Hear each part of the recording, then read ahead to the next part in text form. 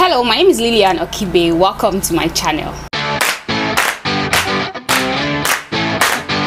The love for thick hair is one thing most humans have in common. No matter the age, the sex, most people want densely populated hair, and that's why things like antibalding creams, hair implants, clippings, things like that sell in the natural hair. Not really necessarily just the natural hair community, but generally the hair industry.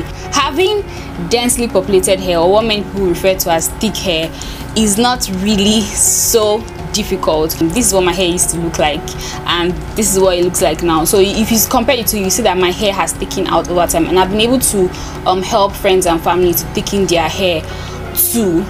So in this video, I'm going to be sharing with you guys 6 habits that will help you grow your hair thicker. So if that's something you're interested in, then please keep on watching.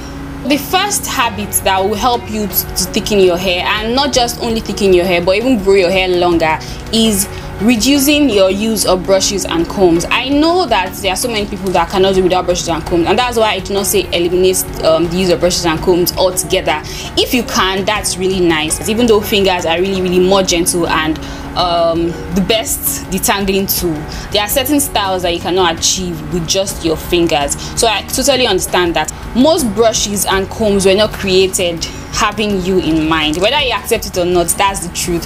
So they're usually harsh to our hair, to our kinky kind of hair, and that's why it's very important that even when you use them, you have to be very gentle, and you should try to reduce them as much as possible. Whether you like it or not, whenever you comb or brush your hair, you're going to be breaking more hair than really needs to go. So you're not just only detangling your hair and removing knots and tangles, you're also breaking some parts of your hair. So the more you can reduce how often you use combs and brushes, the better for you. Personally, I mostly finger detangle, as you guys usually see. If you watch my videos, you know that I mostly finger detangle my hair, and by just finger detangling alone, like reducing how often I use brushes and just sticking with my fingers alone, I noticed a really obvious increase in the density of my hair, and also increase in the length of my hair, just by switching from combs to my fingers for the most part. So finger detangling as much as you can cannot be overemphasized. It's so important. You'll be amazed at how different like your hair will be by just switching to your fingers instead of using a comb. People say, oh, my fingers are never usually enough for me to detangle my hair, blah blah blah. But the truth is, the more you practice, the better you get at it. The first time I did, like in the earlier days of my natural hair journey, I was in this school of thoughts that I felt that my fingers are usually not enough for me to detangle my hair. But over time, as I kept finger detangling, as I kept practicing, it became so much more easier. Like now, I can finger detangle. I only comb my hair when I need to achieve like really brushed out hair, like really smooth texture, to reduce as much kinks as possible. So that's when I use a comb. But for the most part, I detangle my hair with my fingers, and it does a perfect job. Another thing I hear many people say that finger detangling takes too long.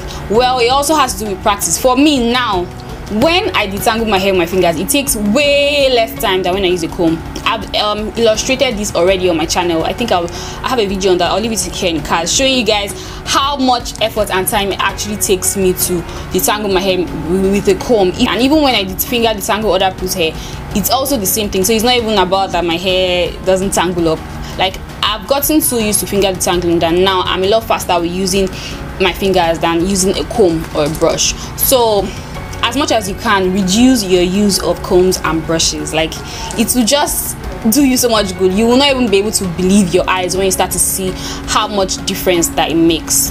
The next habit that will help to thicken your hair is, I know I've said this so many times on my channel, I say this in literally every hair tip video that I make, and that's because it is so important. And that's being gentle with your hair, being extra gentle whenever you handle your hair. The kinkier your hair, the more gentle you really need to be whenever you handle it, to prevent breakage. And with less breakage, you're going to see that over time that will translate to thicker hair. Gentle is subjective in the sense that for me, if I take a brush and I just start brushing through my hair in its kinky state, dry,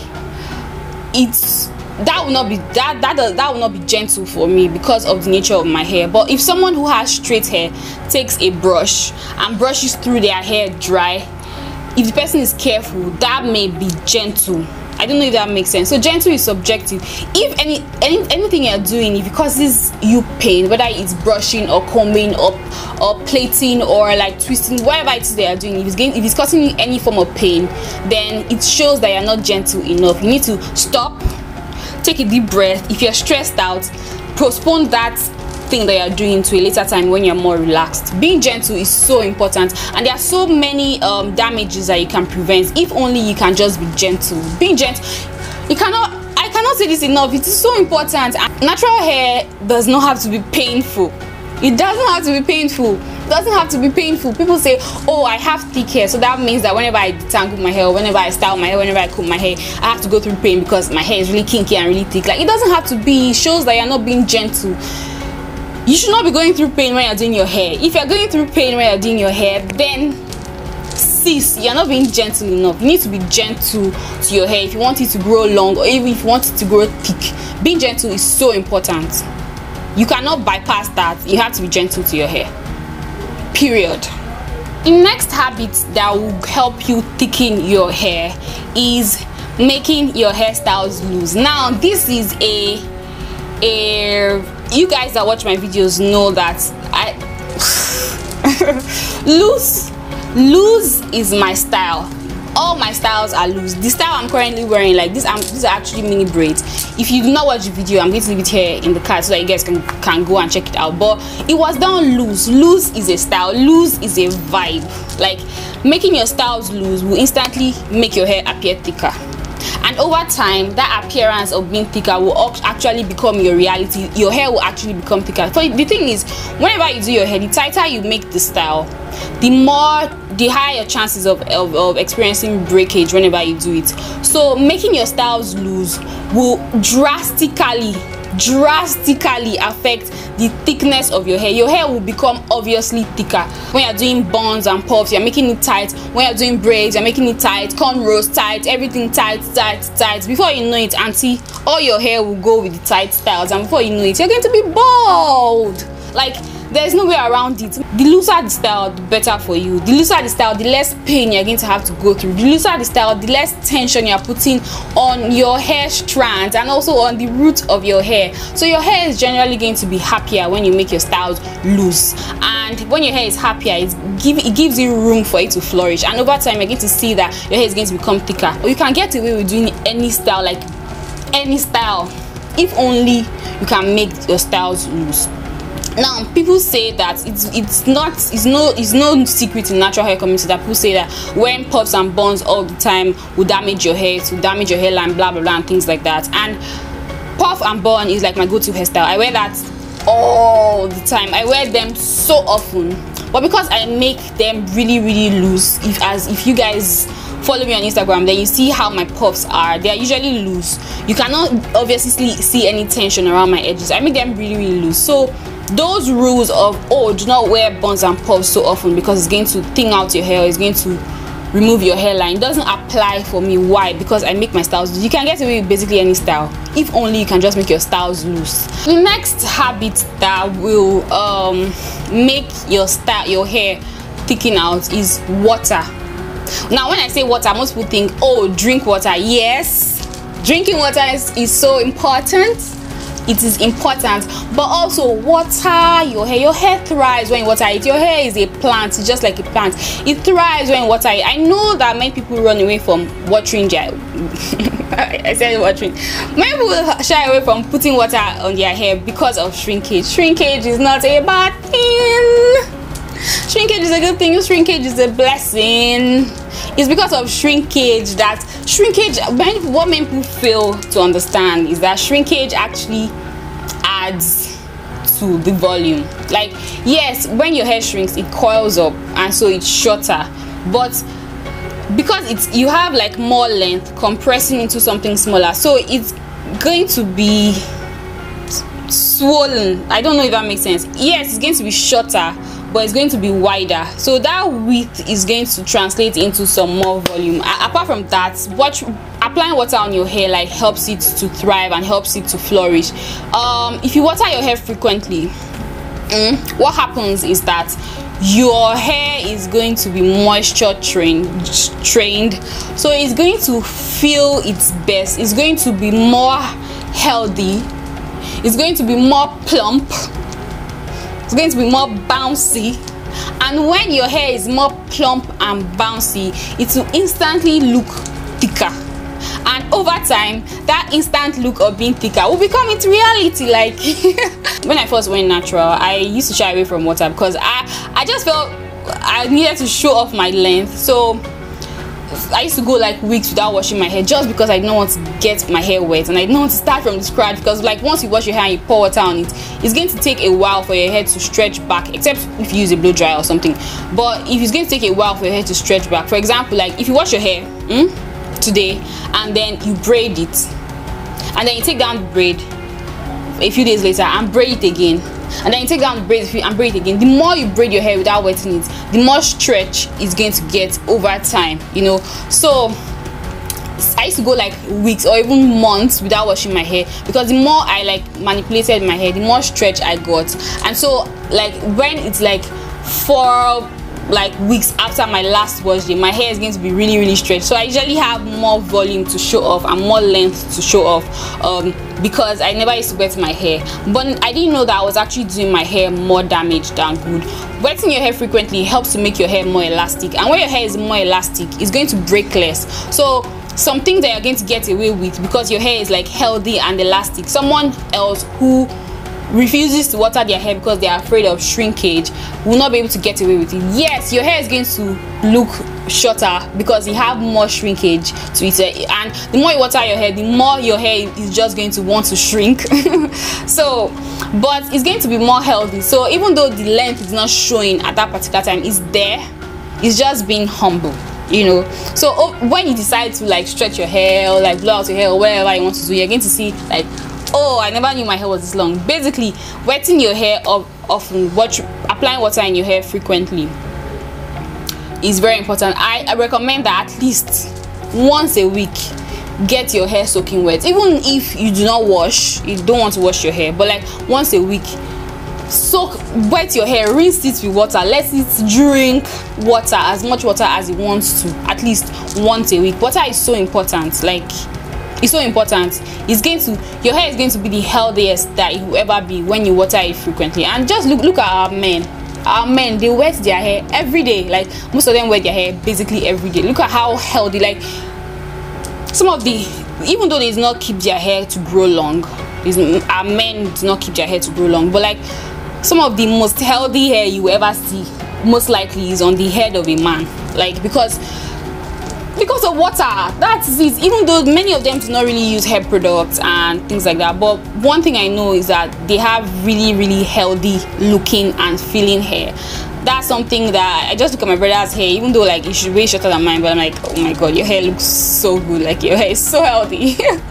You know, because they water their hair so frequently. Water is life, both for your body and for your hair. So drink water. I'm not under-emphasizing the importance of drinking water. Drink water, but also let your hair drink some water. Apply water on your hair. So important. So the next thing that will thicken your hair, and I say this in literally, I also say this in literally all my hair tips videos, is eating healthy. You are what you eat. Your hair is what you eat. Like the way our hair, not just our hair, our skin, the way it is that our hair is not like a major organ of the body. So if your body is not getting enough nutrients, it's going to be zapping all the little nutrients that you have to help run the function of to help run the more important organs like our heart, like our lungs and things like that, you know. So you're going to have nothing for the hair. So most times when people are sick or when people have issues, health issues, one of the first things that show that they have a problem is the hair.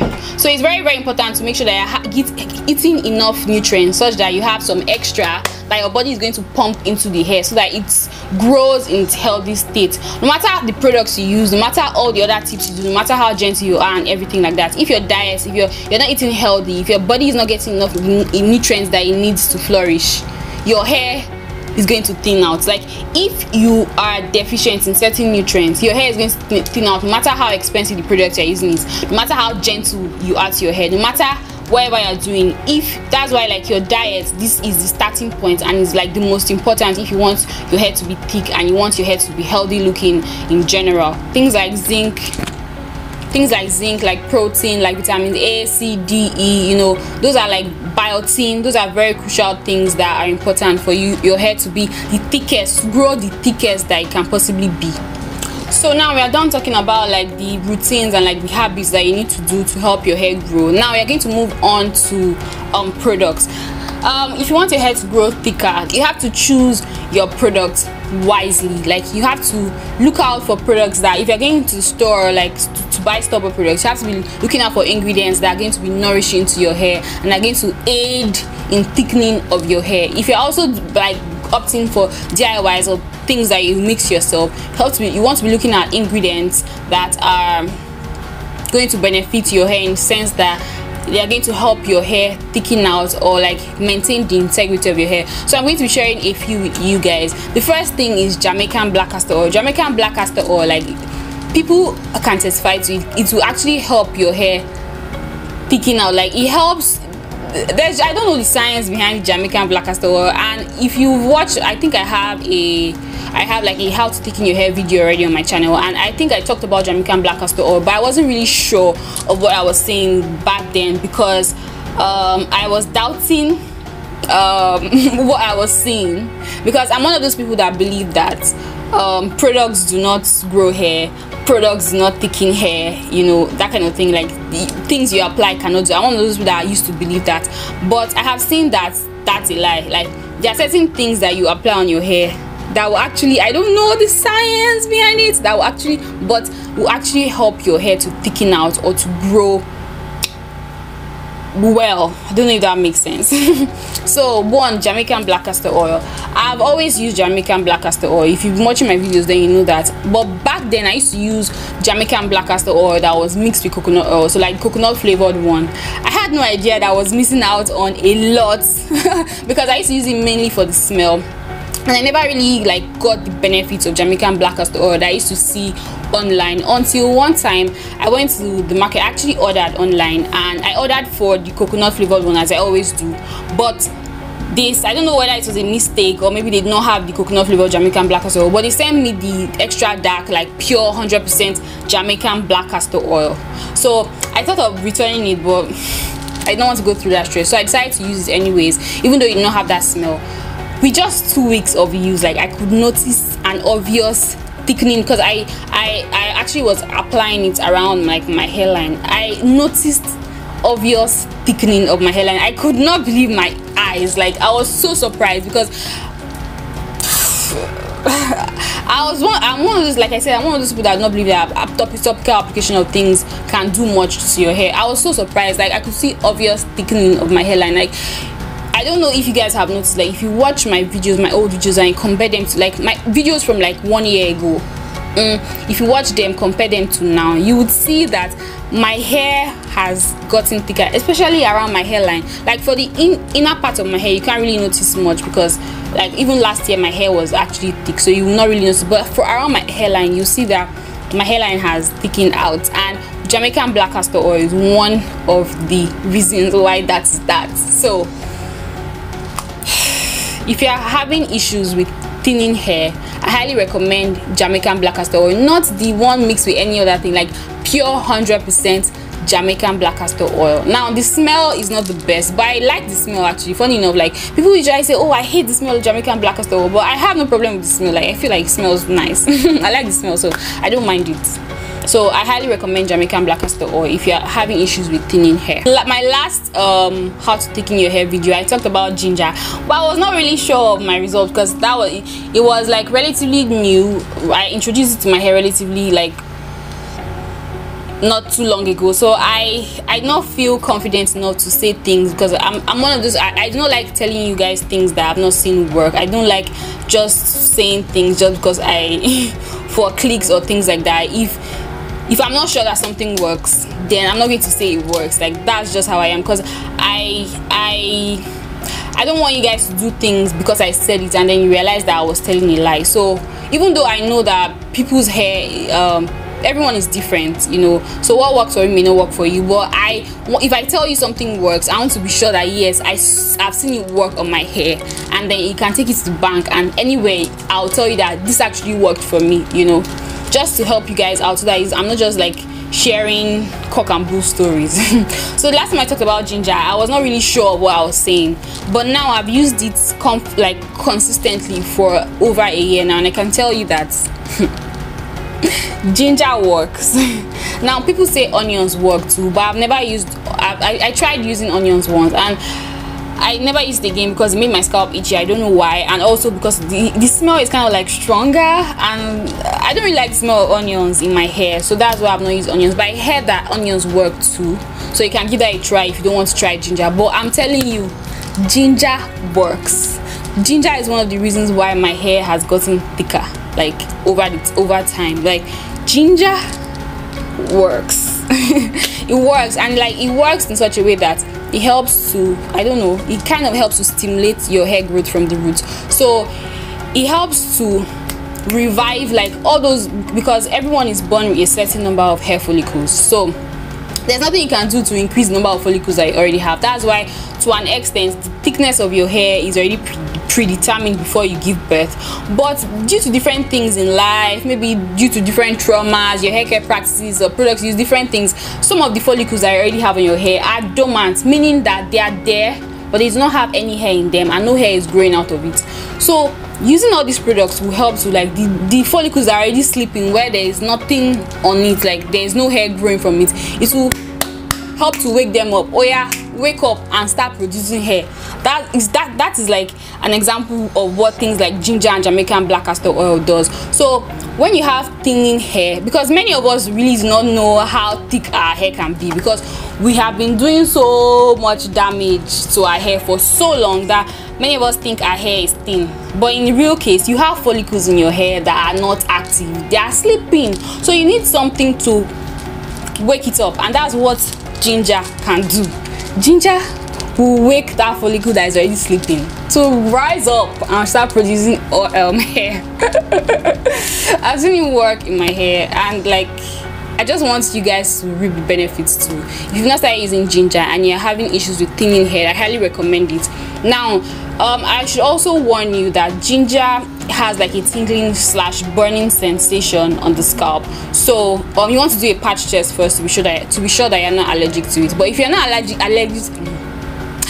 allergic to ginger, then I highly recommend incorporating ginger into your hair routine. Like, your hair is going to start growing thicker from the roots, and it's probably going to take a while before you start to see it at the end, because of course it's wakening up follicles that are sleeping to start producing hair. So of course it will just start growing from it, but you're going to see obvious like thickening of your hair in the roots. And if you're having issues with like thinning hairline, you're going to start seeing like difference. But how long it will take before you start to see difference? I would say give it 2 months because it took me a while for me to start to see obvious like difference. I would say give it like 2 months, but it actually works. Ginger works.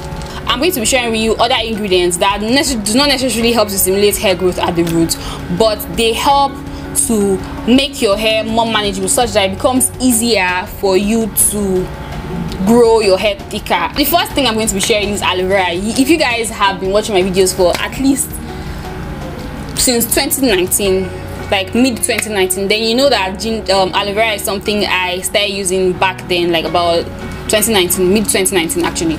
And aloe vera helps to make your hair more manageable. If you guys want to know how to use aloe vera, like different ways to use aloe vera to reap the benefits, I have a video on that on my channel, so I'll leave it here in the card so that you guys can go and check it out. But aloe vera, how aloe vera works is that it helps to make your hair more manageable. It kind of like smoothens your hair shaft such that it tangles less and it breaks less. And when your hair tangles and breaks less, it's going to be easier for you to keep the hair on your head. And so the hair that is already growing, the hair that the ginger and the Jamaican black castor have woken up to start growing, as soon as it gets out, by the time you start applying the aloe vera on it, the aloe vera is going to keep it on your hair so that it does not break off even though as it has started growing, so that it does not break up, and over time you're going to see your hair obviously thicking out. So that's how aloe vera works. So if you're not using aloe vera already, I highly recommend that you start using. Another thing that helps is using products like things, protein rich products, or like ingredients that have protein in them. Now there are certain things the hair scientists have said that things like rice water, eggs, mayonnaise and eggs are basically the same. Like those things that you find in your kitchen, the molecules of the protein are really too large that they cannot penetrate into the hair, so they do not act as protein treatment. But I'm going to tell you generally, anything that has protein, what it does, whether it's penetrating your hair or it's coating the hair, it gives your hair more bounce and elasticity and more rigidity, such that it's not going anywhere, it's standing tall and standing strong, and that instantly makes your hair appear thicker. And if your hair is strong, it means that it's going to break less. So over time, since it's going to be breaking less, you're going to obviously see that your hair is thickening out just by using protein. Now I know that there are certain people with low porosity hair that say that they are protein sensitive and things like that. Well, I'll just say listen to your hair. My hair likes protein, and I've noticed that whenever I use the protein, it gives my hair some body and bounce, and it gives it this thick look. So if you're not protein sensitive, then I highly recommend that you look into incorporating protein into your hair, whether it's a real proper protein treatment that penetrates into your hair, or things like eggs, things like oats. I started using oats recently and I absolutely love it. So I'll talk more on that on another video. But like oats, some people say rice water is not really a protein, but it works in a similar way as things like eggs, so it helps like strengthen the hair, so you can look into that. Also Ayurvedic herbs, there are certain Ayurvedic herbs, many Ayurvedic herbs actually help to strengthen the hair, so that instantly gives the hair the appearance of looking thick. And like I said, if it's going to strengthen your hair and improve the elasticity and the rigidity of your hair, that it's gallant and strong, it's going to break less. And if it breaks less over time, it's going to translate to thicker hair. Personally, I have not tried Ayurveda but I have so many people like making me really interested in trying it out to see if it actually works. So fingers crossed, I'm excited to give it a try very soon. So with that, we've come to the end of this video. If you enjoyed it, don't forget to give it a thumbs up, and if you're not subscribed to my channel already, make sure you subscribe. Thank you so much for watching. See you guys in my next video. I'm still wearing my mini braids. I decided to like spice it up with some beads just to help me not be so bored, because I was this close to taking them down like yesterday. My braids are officially 1 week old, so 1 more week to go. I hope I can pull that off. So like this is what it looks like. I just did like half up half down with some bangs, so like I like how it looks. It's looking really cute.